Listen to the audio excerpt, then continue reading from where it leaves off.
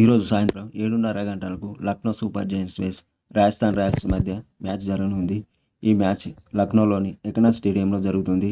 ఈ ఎకనా స్టేడియం యొక్క pitch report చూస్తే ఈ గ్రౌండ్లో యావరేజ్ స్కోర్ 155గా ఉంది. ఇది బ్యాటింగ్కు అనుకూలంగా ఉంటుంది, బౌలింగ్కు న్యూట్రల్గా ఉంటుంది.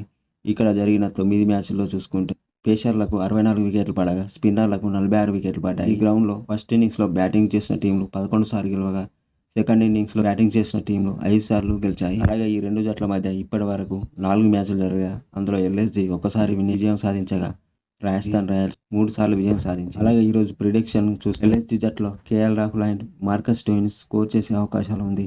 వారితో పాటు పురాణ్ కూడా ఆడే అవకాశాలు ఉంది. అలాగే రాజస్థాన్ రాయల్స్లో జోస్ బట్లర్ మరియు సంజు సామ్సన్ పరుగులు చేసే అవకాశాలు ఉంది. వారితో పాటు రియాన్ పరాగ్ కూడా పరుగులు చేయవచ్చు. అలాగే హిట్మేర్ ఈరోజు మెరిసే అవకాశం కూడా ఉంది.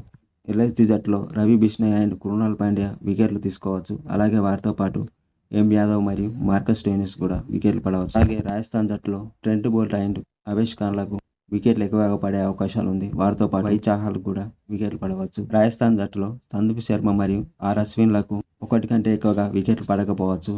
అలాగే ఈరోజు రాజస్థాన్ రాయల్స్ జట్టు విజయం సాధించే అవకాశాలు ఎక్కువగా ఉంది. ఈరోజు రెండు జట్లలో ఎవరు రాణిస్తారో, అలాగే ఈరోజు ఎవరు విజయం సాధిస్తారో కామెంట్ల రూపంలో ప్రిడిక్షన్ చేయండి.